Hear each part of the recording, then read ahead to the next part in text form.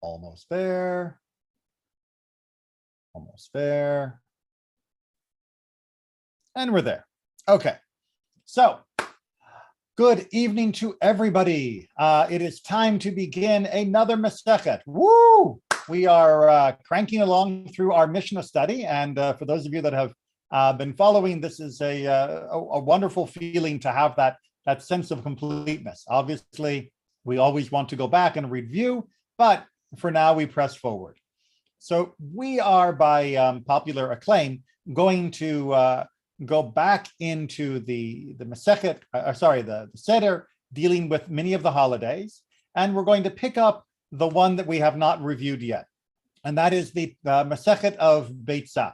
Now, it's got a really funny name because it means egg, but there is a very good reason why it starts off with the word egg, and why this is in fact a Masechet about holidays rather than a Masechet about eggs.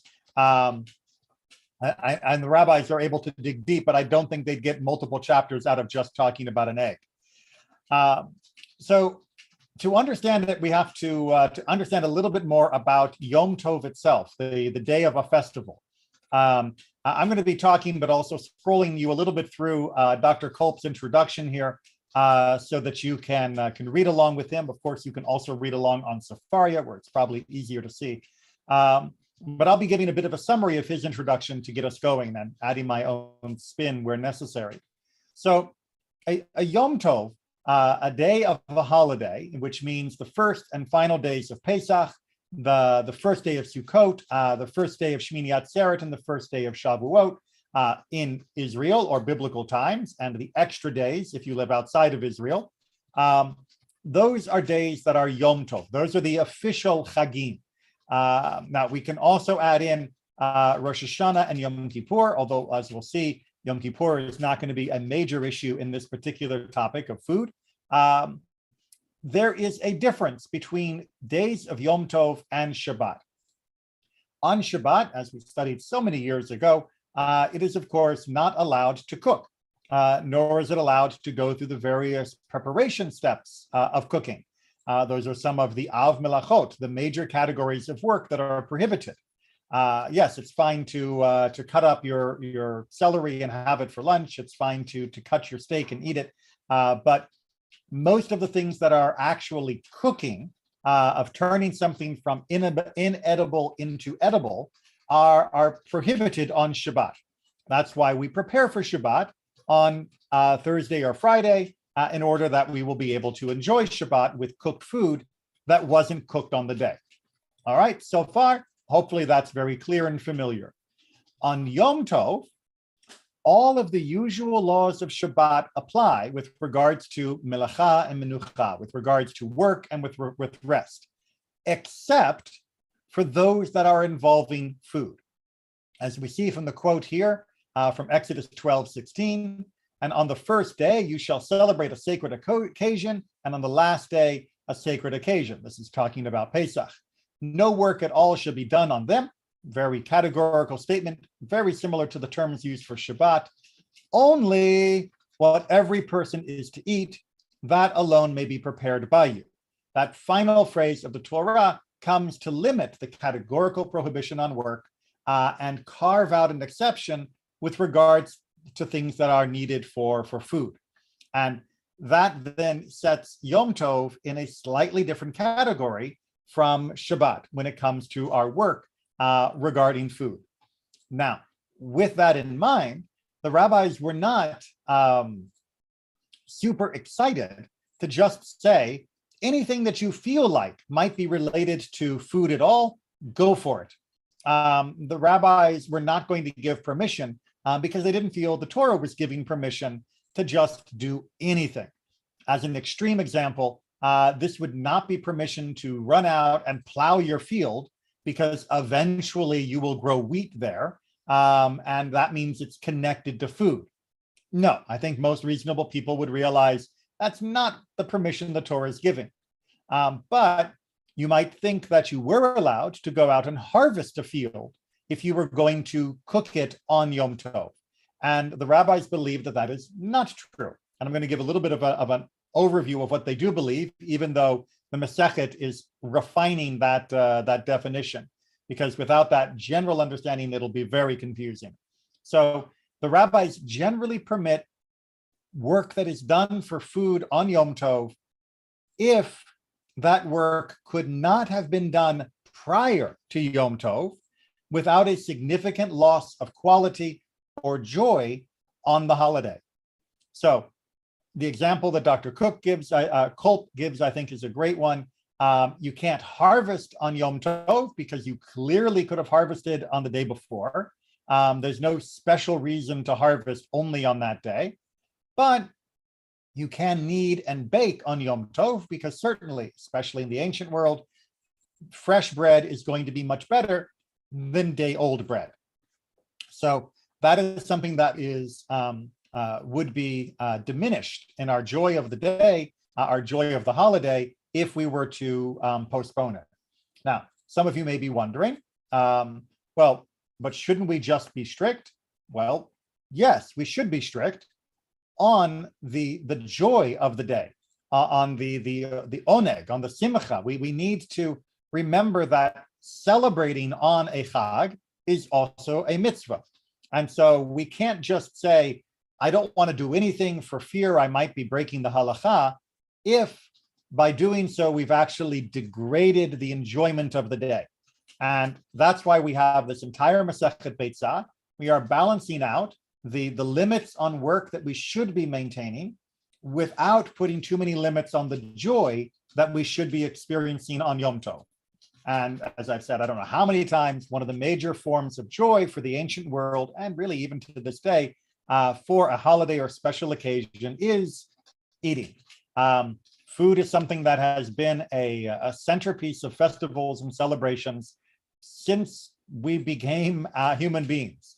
So it's not surprising that the rabbis consider this such a serious topic. All right, so that is our rough introduction, that we are allowed to do things on Yom Tov that are needed for food, or as we'll see, other types of enjoyment too, but more on that later, as long as they could not have been done earlier without diminishing the pleasure that we would receive from them. So that's the broad general understanding. And then Masechet Beitzah is going to start off with its namesake, with the issue of eggs. Before we get into the specifics of eggs, does anyone have a question about that general introduction? Got it. All right. Just a little bit of halacha l'maaseh. This is why, for example, we would not cook on Shabbat, but it is perfectly fine, as long as the holiday isn't also on Shabbat, to cook on Sukkot or Pesach or any of the other days of Chag. So please remember that. And also don't read it backwards. Just because you can cook on Sukkot or Pesach or other Chagim does not give you permission to cook on Shabbat. Okay. So the first topic that comes up is an egg that has been laid. All right. In order to understand this Mishnah, this chapter 1, Mishnah 1, we need to back up again, because as always, the Mishnah assumes that you already know everything and that you are only reviewing the Mishnah now to refresh your memory of whatever it is your teacher has taught you. Very important concept about the entire Mishnah. This was not meant to be read in a modern book fashion where you start with chapter 1 and work your way through, and it explains it all neatly to you. If you want that, go read Mishnah Torah or go read Shulchan Aruch, and you'll get more of the logical progression of ideas. But what are we talking about with an egg being laid? Why is this an issue? Surely, if I'm allowed to cook on Shabbat, I'm allowed to cook on Yom Tov, bad mouth, then why would I not be able to take an egg that was laid on Yom Tov and use it? Well, the issue, of course, would be that this would be something that we have to prepare in advance. Meaning, if you have designated an egg to be laid, then it would be permissible. However, it gets a little bit more complicated. Now, this is fleshed out a little bit more in the Bavli, in the Talmud, but in the ancient world, people usually would have two types of chicken. They would have chickens that were normally going to be considered eaten, and they had chickens that were normally going to be producing eggs. And they didn't just wake up each day and look around the barnyard and go, I'm going to eat that one. Instead, they already had it in their mind, their intention, their kavanah, of which chickens were which. If it was a chicken for laying, then ironically that meant, according to the halacha, that you were not allowed to eat the egg, because the egg wasn't there when Yom Tov began. Therefore, it is something recently created and not allowed. On the other hand, if you were planning to eat the chicken anyway, then the egg might be acceptable to be eaten because you were already planning to eat it. That's the category that we are beginning our discussion with. Because Beit Shammai says, yes, under that circumstance where you have a chicken that you were planning to eat anyway, and then you find an egg with it under it, it may be eaten on the same day, meaning the day that it was laid, that egg is perfectly acceptable and go ahead and enjoy it. But Beit Hillel says it may not be eaten until a day is over, meaning you have to actually allow the whole day to pass because it wasn't part of the expectation of Yom Tov when you were planning which animals you would slaughter on the day and which you wouldn't. Remember, of course, you wouldn't be slaughtering animals in advance under many circumstances because you didn't have a refrigerator to put them in. And that meant that you would always be slaughtering them and then eating them more immediately. Okay, everybody following that basic argument? We're going to come back to a bit more egg topic in a second, but are there any questions so far? Yes, I have one. Mm-hmm.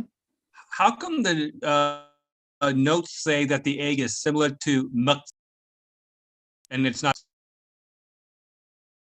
Okay, I mean, sorry, your internet connection is a little rough, but let me see if I got it, what you were saying. The phrase that comes up here is muktzah. And muktzah is an item that we are not allowed to touch or handle on Shabbat or Yom Tov.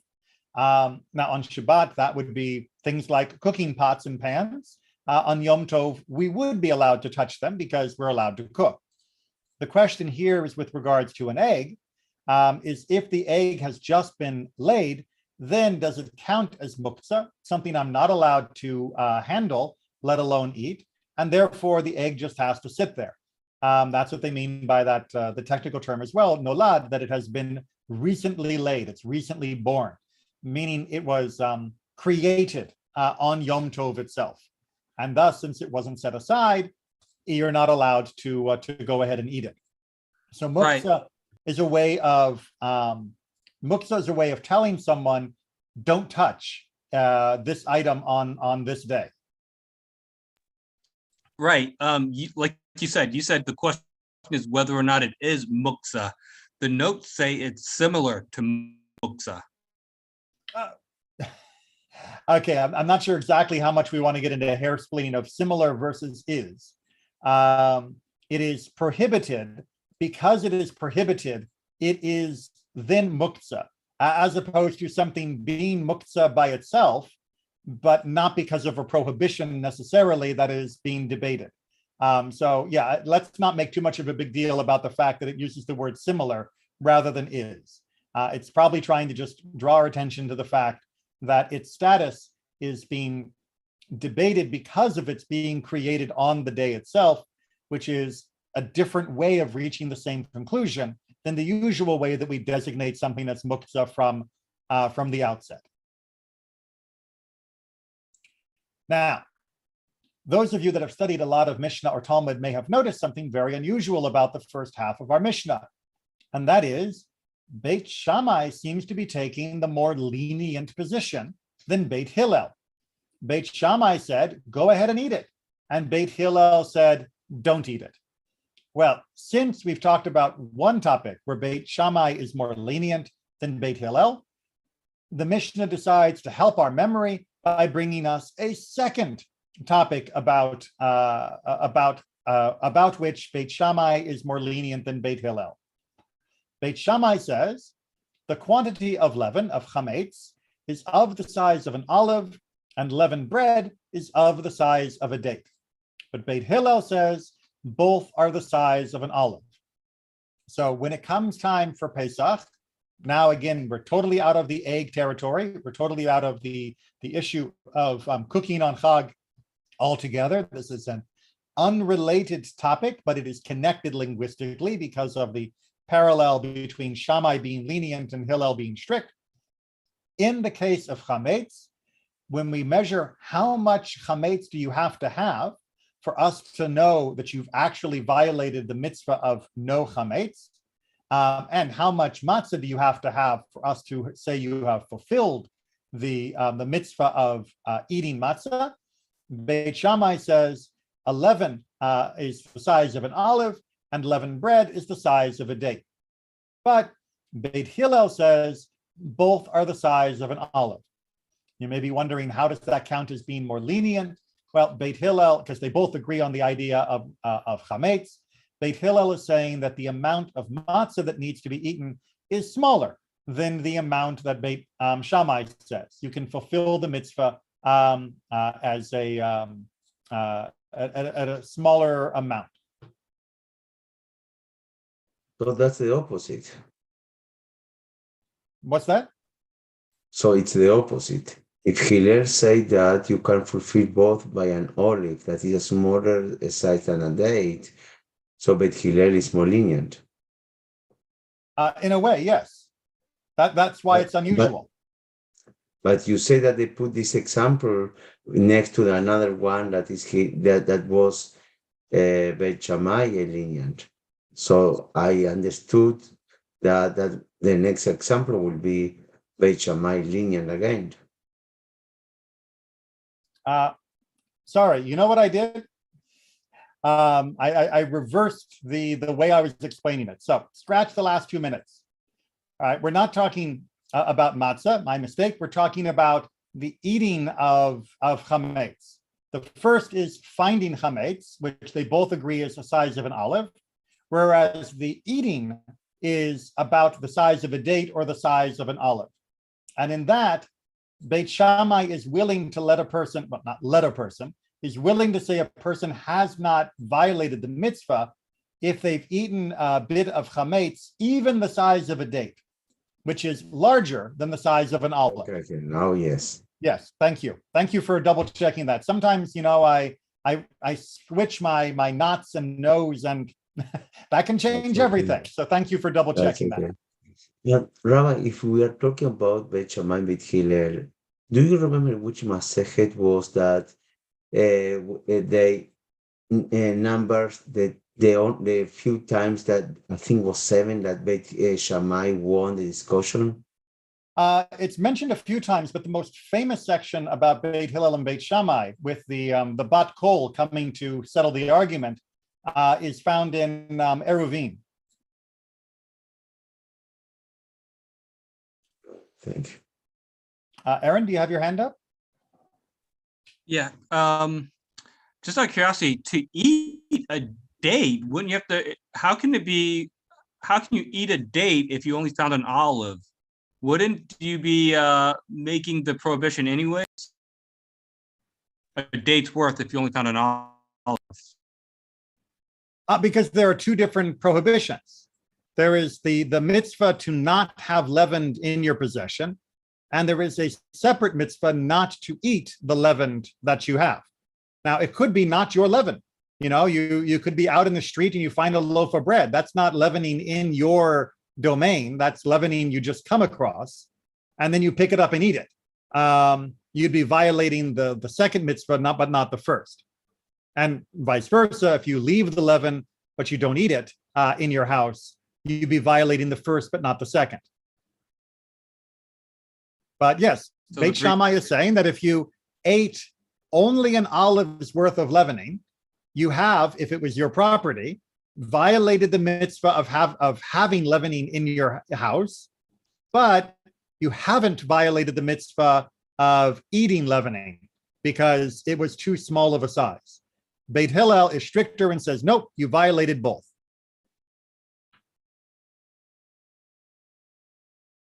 Okay, let's move on then to Mishnah 1-2, which is continuing back with our main topic of Beitzah, of food preparations on the Chag day. He who slaughters a wild animal or a bird on a festival, Beit Shammai says, he may dig with a prong tool, like a spade, and cover up the blood. But Beit Hillel says he may not slaughter unless he has had earth made ready. So I'm not going to go into too much of how the Talmud handles this. It's a little bit more nuanced, but let's get the basic idea out. First of all, as Dr. Kolp reminds us from Leviticus 17:13, if you slaughter an undomesticated animal, that's kosher, for example, a deer, or you slaughter a type of bird, a fowl, the blood is not only poured out, like we do for other animals, but it has to be covered with dirt. That is one of the mitzvot that is found here in Leviticus, in Vayikra. The question becomes, okay, I'm allowed to slaughter on Yom Tov because I'm allowed to do that to enhance my enjoyment of the day by slaughtering the animal to cook it. But what about the covering? Am I allowed to dig on Yom Tov? Is that really permitted? That seems to be a question mark, because we know in general from our Shabbat studies that we're not allowed to dig on Shabbat, and thus we're not allowed to dig on Yom Tov. Certainly I can't just go out in my backyard and dig a hole. But does this covering count as part of the food preparation, or does it not count as part of the food preparation? That's the debate. Beit Shammai says the digging and covering count as part of the food preparation. Go for it. Beit Hillel says nope, it does not count. You can cover if you've already got the earth ready to go, and you can just sort of tip it over onto the blood, but you definitely cannot remove it from the ground in any way that's more digging-like. It's got to already be ready to go. So again, we see Beit Hillel being a little bit stricter than Beit Shammai in this respect. You go ahead, Natan. But it's more consistent, Hillel, to the main idea of whatever, only do the work that is necessary for cooking, because slaughtering you can do before the entry of the Chag. If you need to clean and to do that, and if you need to do at least prepare everything. So I'd think that's more consistent, Hillel, on that. Well, yes and no with regards to slaughtering before the Chag. Like I said earlier, without modern refrigeration or other preserving techniques, people did not like to slaughter in advance unless they were planning to dry or smoke or prepare the meat for long-term storage. Generally, you would slaughter it and then you would cook it. The most famous example, of course, being the sacrifice for Pesach, where it was slaughtered and cooked on the same day. And that was usually considered better. Certainly in hindsight, from the modern world, we know it's safer because there's less chance for bacteria to grow in the meat. But it was generally also considered tastier unless you were planning to do a long-term aging process for certain types of meat. So it was considered absolutely fine to slaughter an animal on Yom Tov in order to eat the animal on Yom Tov, that was an enhancement to the day, no problem. The debate here isn't about the slaughtering. The debate is whether or not you should have prepared the dirt in advance. And if you didn't, then that means you can't. Now, there's a little bit more to this, which is in part 2 of this Mishnah. But they agree that if he did slaughter, he should dig with a prong tool and cover up the blood. So that's part 1 of part 2, meaning that if he did go ahead and slaughter anyway, meaning he didn't ask the rabbi, then Beit Hillel agrees that as long as there was some loose earth ready to go, not like really, really digging, at least according to the Bavli, that he could go ahead and use it, even if it hadn't been fully prepared the way Beit Hillel wanted.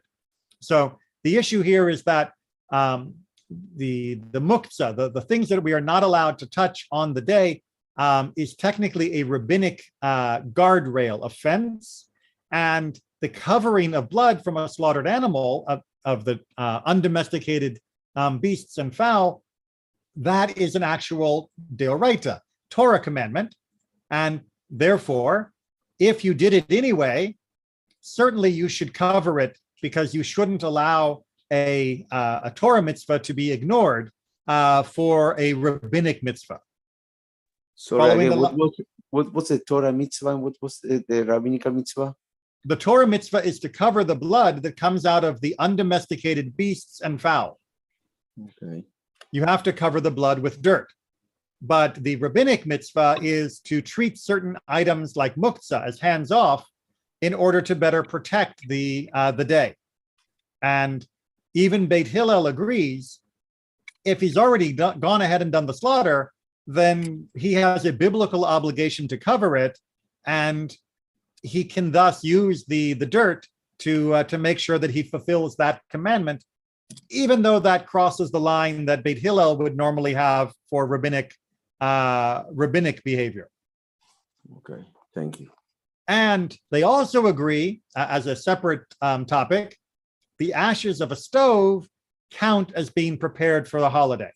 So the ashes that are found inside the stove, those also count as being prepared, and thus there is no additional step needed to designate it as being prepared for the holiday. That preparedness is a topic that we're going to be dealing with in the next section. But are there any questions wrapping up 1-2? Not seeing any, so let's go to 1-3. All right, so we're continuing with Beit Hillel and Beit Shammai, and now we are dealing with the topic of doves.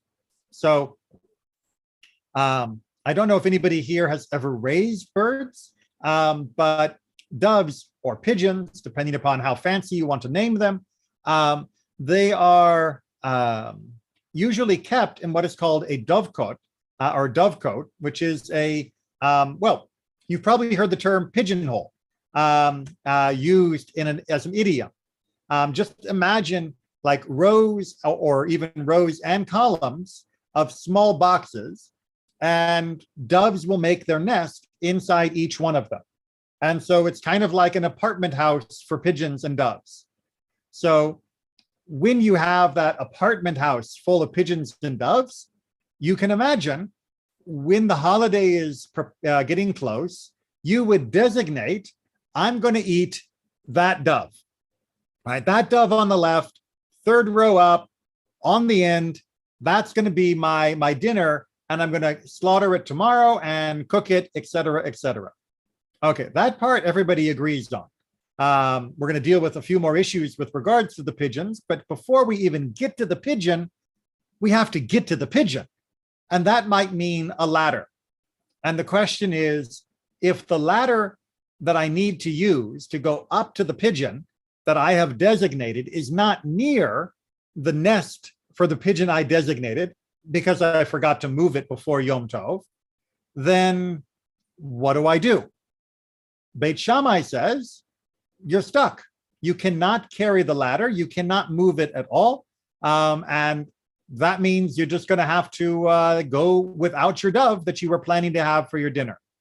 But Beit Shammai does allow for one leniency, which is if it's not like on the complete other area, like in the other side of your house, you can move it. You can lean it from one row to the other row to be able to reach the actual doves you want. So he does allow for a, if you'll pardon the expression, leniency with regards to inclining the ladder, moving the ladder a little bit, shifting its position. But Beit Hillel permits it altogether. Now, the issue here in the longer discussion of the Talmud is really one of Marit Ayin, of if you are carrying a ladder around, then some people are going to think, there goes a guy who's doing hairs on his roof, not there goes a guy looking for a dove that he's going to eat. And Beit Shammai was more sensitive to that issue, and Beit Hillel was less sensitive to that issue. Yes, Aaron.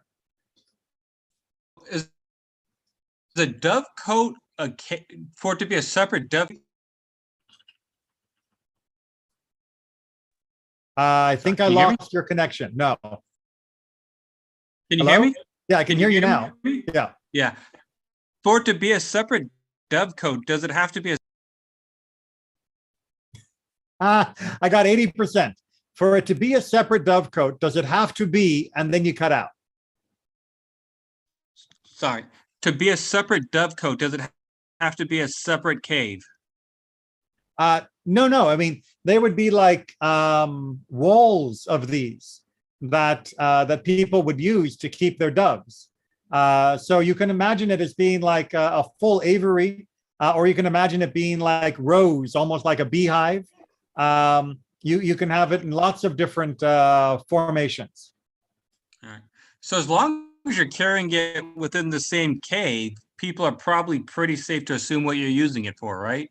Well, exactly. And that's what I think we can really read the incline from, that it's like against one wall and you can tilt it over to the other wall. And then it's pretty obvious that if you're not using it to work on your roof. By the way, for anybody here who's ever been to Masada, you'll know that there is a portion of the ruins where you can see these holes that are in the wall where the doves would have been kept. All right. Now, the next dove topic, Beit Shammai says, one may not take doves unless he has shaken them the day before Yom Tov, meaning he's like ruffled them to designate it. This is the one, absolutely, I'm going to take. Beit Hillel says he stands and declares, this one or that one, I am taking, meaning he doesn't have to touch them. He just has to make a verbal declaration of which birds he's planning to take. Now, there's a couple different topics, discussions about why this would be a difference between them and what the shaking had to do with.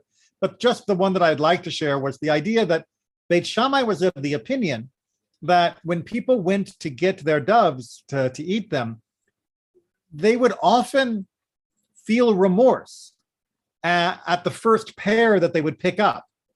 And, the gentle cooing and all of that would basically make them regret their choice, put it back, and then take another one instead. That they would be merciful to the first doves and then go for the second pair because, they got to eat. And the idea of shaking them was a way of indicating, I am not going to change my mind, because otherwise I might be misdesignating, and that would be a problem. Beit Hillel is not worried about that. He doesn't. It's not such a big issue. It's not such a common enough issue that's to be concerned with. So all you need to do is verbally declare it. Verbally declared, they are now designated, and you're thus able to slaughter them on the day. Yes, Sarah. Is that potentially why they switched the conversation from chickens, as in the word Beitzah, to doves? I don't know that particular explanation. I think it has to do with the fact that people would be eating. I should point out that I use the term chickens for Beitzah, but it doesn't mean that they were actually chickens. Chickens were only barely domesticated in this part of the world at this time, from what I've read. And actually, by Beit Shammai and Beit Hillel, they might not have been. But eggs from any kosher bird would have had the same ruling. So we can think of them as being dove eggs as much as being chicken eggs. Oh. All right, let's move on to 1.4, where we are still handling our doves. All right, so as we talked about in the last one, there's a designation process. Beit Shammai said, shake them up a little bit. Beit Hillel says, just verbally declare it. Okay, now it is actually the day of Yom Tov. And what happens when things are not quite as you expected? Because, animals. if he designated black doves, but found on Yom Tov white doves, or he designated white doves, but found black ones, or he designated two doves, but now has found three in their place, they are all forbidden. Meaning in any of those circumstances, you are not allowed to take any of the doves and slaughter them and eat them for Yom Tov. Because they are not what you designated, they are off limits. And it doesn't matter whether you said black and they became white or white and they became black. Clearly, we would think those are obviously not the same doves. But even if I said, I'm going to take these two, but there are three now, well, it could be that those three are different than the two that I originally planned. Because, doves kind of look similar to each other. I know there are people out there who can tell the difference between different pigeons and doves. Individual members of the species, not just different types. But most people are not so great at it. And since we cannot be sure that they are the ones we designated, or at least I should say, we can't be reasonably sure, we are not allowed to take, slaughter, and eat. Okay. We saw all this before. I think it was Eruvim. Something was that we saw all these topics before. You sure? Yeah. All right. Well, look through the back record and see if you can find it. Yeah, I will try. Okay. Well, good. So it's a nice review. Mm-hmm. If he designated three but found two, they are permitted. Now, you might think that when you designated two and found three, you just, you got lucky. But no, that would be unlucky. But if you said three but only found two, then you would assume the birds did what birds do, which is fly. And one of the three has flown away, and you're only left with the two that you originally designated. Rather than wondering about who is this new one that I can't tell apart from the others that I designated, so I can't be sure which are which. If there are two left of the three, I can be reasonably sure that those two are part of the original pack. And that means I am allowed to eat them. If he designated doves inside the nest and found them in front of the nest, they are forbidden. Again, we want to say if they're inside the nest when I designate them, even if they're standing outside, that's not quite where I designated them. So I have to be cautious and I can't have them. But if none were there except these, they are permitted. However, if there's no other birds around and there's no reason for me to assume that these are not the ones I designated and they just took a few steps forward and came out of the nesting area, then I can be sure that these are the ones I designated and go ahead and have my dinner with the ones that I planned. Questions or comments on that? I have a quick question. Yeah. So these birds are uncaged birds? So at this time, usually it was that the birds were indeed uncaged. They might be caged for their protection, but very often you would allow your doves to just be free range, and you were giving them a place to nest, and that was how you were able to count on them being there. That way, they would help feed themselves. You might give them a little bit of something to help, but generally it was a very economical way of getting a little extra meat into your diet. But that worked best if they were feeding themselves at least partially. But they would come home to roost, as they say.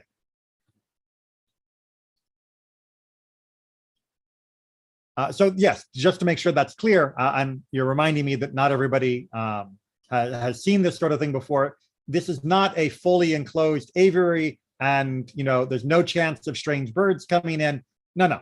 There would be a very real possibility, and you'd be happy if strange birds joined into the dovecotes, so that way you were getting more birds eventually to eat. All right.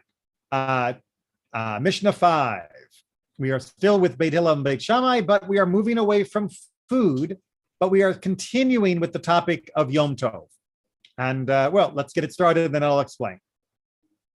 Beit Shammai says, one may not remove shutters on Yom Tov, but Beit Hillel permits even to return them to their place. All right, as Dr. Kolb points out, and I will discuss verbally, in this time period, shutters, well, windows in general and cabinets were not made the way that we make them now. They didn't often have the fancy little hinges. They didn't have the wonderful sliding mechanisms. They didn't usually even have glass. So it meant that if you wanted to close a window, you would have to put a board in a holder to block that window. Well, what about on Shabbat? Or rather, what about on Yom Tov? Am I allowed to remove that? Does that count as an act of building or an act of tearing down by removing that shutter? And likewise, if my closet is just a box that has a removable plank to keep the things inside protected, am I allowed to remove that on Yom Tov? Now, you'll notice that we have moved away from the topic of cooking.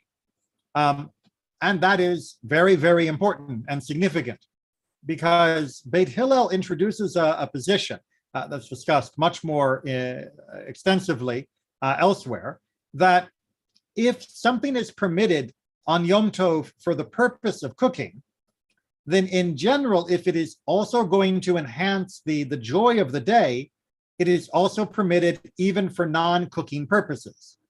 So if I would be allowed to open and close a cabinet in order to get out the pots and pans and ingredients, then I should also be allowed to open and close that cabinet to get out my clothes or to take out other things that I need for Yom Tov. And likewise for the window of the house. So Beit Shammai is being consistent to that principle that it is permitted, because it would definitely be permitted with regards to the preparation of food. And Beit Shammai is being true to form, saying, nope, it's forbidden, because if it's not directly involved in the food preparation, then it's completely off limits. Questions on that distinction? Because it's a rather important one. Can you repeat it again? Okay, the distinction is Beit Hillel says if a particular type of activity is permitted with regards to the preparation of food, then in general, it'll also be permitted even for things not related to food if they have another beneficial activity for the Yom Tov. Now, this goes back to the original text, and hold on a second, I'll just scroll back up because it's best to see in position. Wait, where are we? Nope, there we are. Oh, they don't have this. Okay, hold on a second. I thought it would have the link straight to the text, but we're going to have to just do it a little differently here. Hold on a second, because it does work best if you can see it in the Hebrew. All right, so here we are in our distinction that we are making the exceptions with regards to cooking on Yom Tov. And what do we hear? That ach asher ye'achel lechol nefesh, right? That lechol nefesh is usually translated as being every person, but it is understood more expansively by Beit Hillel as being anything that is for the consumption of the soul, for the spirit, meaning anything that improves your spirit on Yom Tov. So they have a much broader definition of what is allowed on Yom Tov. They still start with the nuts and bolts of cooking, but the definition of what could also be allowed is a much broader definition than Beit Shammai permits. Okay, so let me roll back. Where were we? Were on Mishnah 5, if I'm not mistaken. Nope, back up. There we are. Okay, yeah. So we just finished that part, and now we are down to continuing Mishnah 5. Oh, Aaron, did you have your hand up? Sorry. Yeah, briefly. So the taking down and putting up of shutters would be prohibited on Shabbat, even according to Hillel, then, right? For the types of shutters that were used in their day, yes. For the types of shutters that are in most people's houses now, no, those are fine. Their shutters were much more manually opened and closed. It wasn't just, like a nice, smooth kind of hinge sort of thing. All right. Never underestimate how much better it is living in the modern world. Beit Shammai says, one may not take a pestle even to cut up meat on it, but Beit Hillel permits it. So the pestle is something that is used to grind.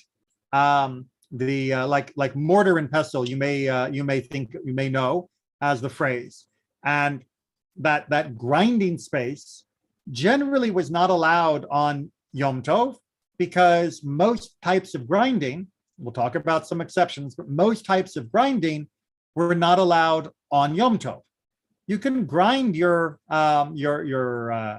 various ingredients prior to Yom Tov without much of a reduction of quality. But that means you shouldn't be using this on Yom Tov. So that would mean, theoretically, that this pestle, this grinding surface, should not be used for even a permitted activity such as cutting up meat. Everybody agrees cutting up meat is fine, but that doesn't mean you can move the grinding surface, because the grinding surface is a grinding surface and you shouldn't be grinding. And that means, according to Beit Shammai, you shouldn't even be using it for cutting. That's sort of their strict definition of muktzah, that it is off limits 100%, even for a permitted use. Beit Hillel, true to form, says no. Look, yes, even though you normally would use this for something that you shouldn't be using on Yom Tov, if you're using it for something that is permitted on Yom Tov, then its status is perfectly fine. It is not muktzah. It is just wood. And you decided for whatever reason to use it to cut on rather than something else. And of course, that might very well be because it was the only available piece of wood or surface that was usable for cutting. Maybe other things were not as available. And really driving home the distinction between these two schools of thought, Beit Shammai says, one may not place a hide in front of one who treads upon it, nor maybe he even lift it up unless there is an olive's worth of flesh on it. But Beit Hillel permitted. Okay, so you've taken an animal that you were allowed to slaughter and you've slaughtered the animal, but now you've got the hide, the skin of the animal. What can you do with it on Yom Tov? Well, you can't tan it, right? You can't turn it into leather because that's still prohibited and you're not eating leather. And you wouldn't want to make it leather if you were planning to eat it. So that should mean that you're not allowed to touch the hide. Once it's taken off the animal so that you can eat the animal, the hide would just go flop on the ground and you wouldn't even be able to move it unless there was at least a little bit of meat on it. And then you were moving the meat while also moving the hide. That's Beit Shammai's opinion. And this question of people trampling it, well, part of the process of turning the skin into leather was to lay it out flat and to strike it in a way that would begin the process of tanning it. And Beit Shammai is, of course, saying you can't do that. Beit Hillel says you can. Now, what is Beit Hillel's justification for saying that you can take the hide and even lay it out in front of other people where it will begin the process of preparation, or move it even if there's no meat value to it? Well, his justification is very straightforward. If you don't, then people aren't going to eat meat on Yom Tov. That people will not risk losing out on the value of the hide by not being able to take care of it on Yom Tov. And that means they will refrain from eating meat. And if they refrain from eating meat, then they're not enjoying, they're not rejoicing on the Yom Tov the way they are supposed to. So in order to allow them to eat, you have to also allow them to do the very minimum of preparing or at least saving the hide so that they will not lose its value. Now now I remember, Rabbi, where we saw that before. I think it was in Eruvim, I think, that we saw that you can do some activities if you do not in a conventional and normal way. Because we come to a mosque, and you can play with this if you do something not in an unusual way. So I think it was in Eruvim that we saw all these concepts. Well, I mean, certainly in Shabbat and Eruvim, we talked about the concept of muktzah, and we definitely talked about the idea of a shinui, of doing something with an alternative means of triggering the act as a way of making a distinction. And we talked also about that you need to have, if you have in mind that that's the purpose for what you are doing, you cannot change it. Yes, and that's definitely the general rule for muktzah on Shabbat as well, that you can designate things for Shabbat with intention. All right, let's just finish off this question of muktzah, and now we are moving away from the food, and we're going to see the real discussion here again between the two.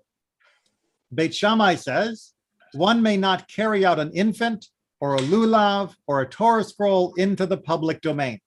That you may be allowed to carry food from house to house, like we talked about in Eruvin as being an issue, but certainly these other things, an infant, a lulav, or a Torah, which you might think, of course, we should want these, because this is not about food, you're not allowed to transgress the prohibition on moving things from domain to domain. But Beit Hillel permits it. Again, if Beit Hillel is following on with their general principle, if it is permitted for food, then it should also be permitted for other activities which are essential for the Yom Tov celebration, which are important for the Yom Tov celebration.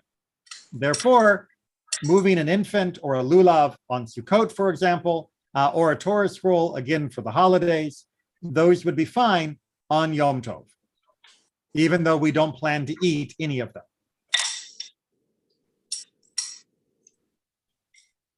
All right, and that is going to bring us up to a very nice break. We'll pick up with Mishnah number 6 next week.